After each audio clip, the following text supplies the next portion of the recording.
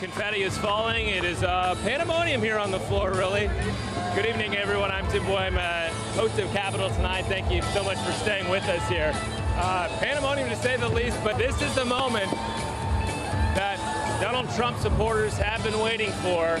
I thought it's really interesting that so much of the speech was about security and so little about the economy. They must believe that's where they're going to win this fall. I think the security issue had to be touched on. We've had so much division in the country over the last couple of weeks with the shootings, especially with police officers. This is something that's on the minds of Americans right now. Hillary Clinton has said that this is not just about her, but all the little girls across the country that could dream that they could be president one day as well. But tonight is about Hillary Clinton becoming the first woman as a nominee for a major party president of the United States. Hang tight here, see if you can move over a little bit. I'm going to try to talk to Elaine Marshall here. Secretary of State Elaine Marshall, the first woman ever elected to statewide office in the state of North Carolina. I was just saying how you're the first woman ever elected to statewide office. We talked about this the other night.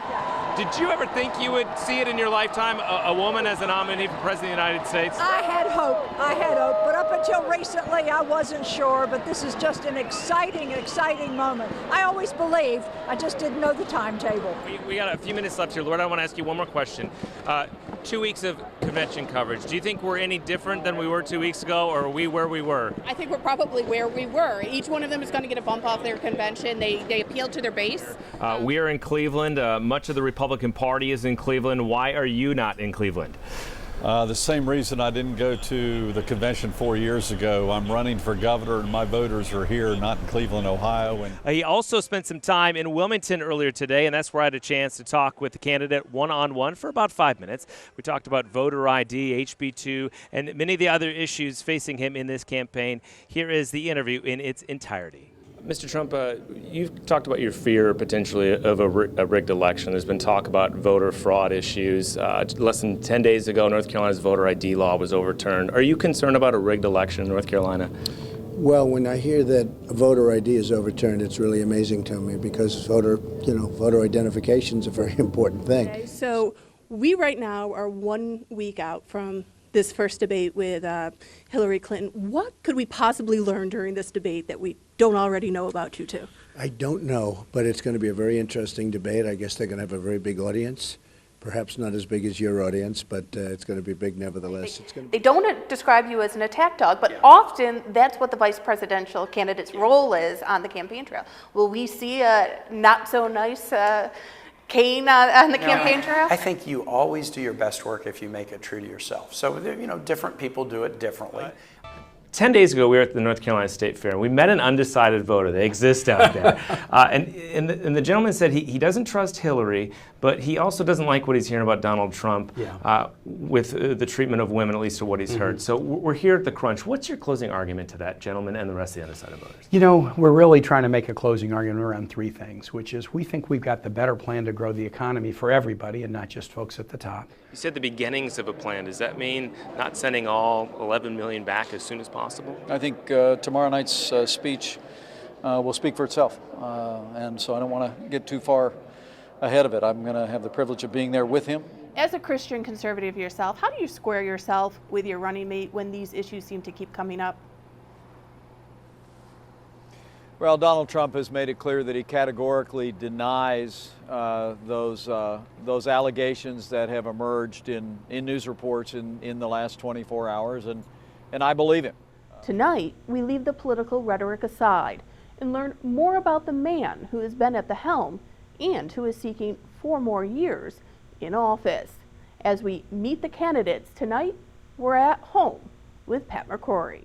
So I had 2 very strong parents who expected a lot out of their kids and did not accept mediocrity whatsoever. Attorney General Roy Cooper has been in elected office for decades.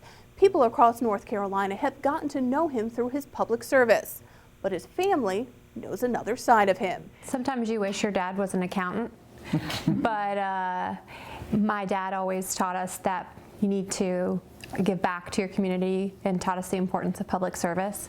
Good evening and welcome to this special edition of Capitol Tonight. Meet the candidates, the issues. Tonight we focus on the race for governor. The governor has touted 300,000 jobs since 2013, unemployment below 5%, income growth double the national average since 2013. Why is that not a Carolina comeback after one of the worst recessions in our country's history? Well, first, there's been a strong national recovery for the economy. Mr. Cooper has said that, acknowledged that unemployment is down and the national economy is doing better, but he says if they talk to people that they're having to work harder and longer to make the same money as before the recession. That's been his soundbite since day one. He's been using that exact same soundbite in every speech. Tonight, we are coming to you from the newsroom tonight as we get ready for a huge election night on Tuesday evening. Of course, we'll be waiting for what the candidates have to say, but the voters will have their voice before then. We wanted to get a feel for what the voices and the voters are thinking at this point. Our senior political reporter, Loretta Beniti, has been barnstorming Carolina. She joins us from downtown Pittsburgh tonight, her final stop on this tour. Loretta, are people excited or just tired?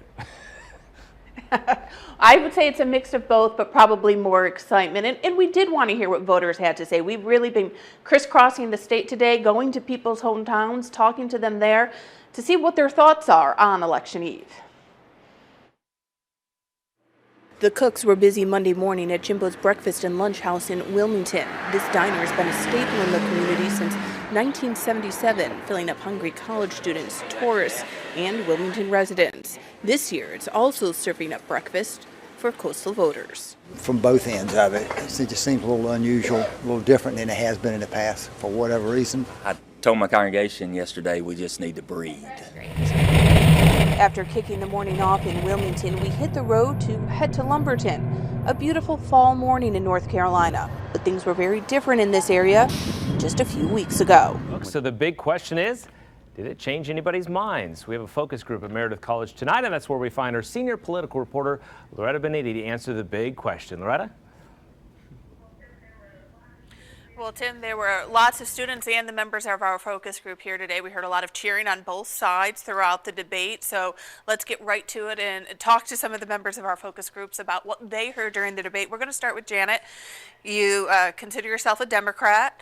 Tell me a little bit about what your impressions were of what you heard during this debate. Well, I think my biggest impression was, since this was the first time we saw Clinton and Trump really side by side on a single stage. Hey there, good to see you. I'm Tim Boehm. A busy news day. So let's get right to it. House Bill 2, the controversial law that has hung over North Carolina for the past year, is no more. After a whirlwind day in the legislature, moving a so-called reset bill through both chambers, Governor Roy Cooper signed the compromise bill into law. That is our top story tonight, and our senior political reporter, Loretta Beniti, joins us from the General Assembly with all the details. Loretta? Well, the path to get to this point has been a long one, with multiple attempts to try to repeal this law. All these news releases by Democrats, the language is interesting. You don't see repeal in there a lot, and the LGBT community is saying this is not a repeal. Is it the ordinance moratorium, essentially? Is that why they're saying this is not a repeal? Yeah, they're saying it's not a repeal because of that moratorium being in there, which pretty much it prevents local governments from going back and trying to do something like Charlotte did. There is a beer battle brewing in North Carolina, and we're going to spend the next half hour taking a look at if North Carolina's beer laws have outlived their shelf life. We started almost 8 years ago now, and we had 0 employees, obviously, and now we have 133. This will be our last year of growth if they don't change this misguided law. What we want is fairness and equity, okay? And the laws need to be equitable to everybody. At the urging of the state judicial system, state lawmakers introduced legislation this year to raise the age. So it's basically they vandalized cars, this group of teenagers, including my son, and each event is treated as a separate offense. Justin, who is mentally challenged, was part of a group of teens who vandalized cars. He was 16 at the time, but charged as an adult with felony larceny. Good evening, everyone, and thank you so much for joining us for our Immigration in America Town Hall. I'm Tim Boehm. Over the course of the next hour, we're going to talk about immigration in America from many of the perspectives that you just saw in our documentary. Thank you all so much for your time. Y'all have a good evening. Joseph, thank you so much for calling in. Appreciate it. William, I'm going to come to you for a second, but Diane, he addressed you. How do you respond to that? Well, I think that if people were able to come here legally and there was a line for them to stand in, that would be understandable.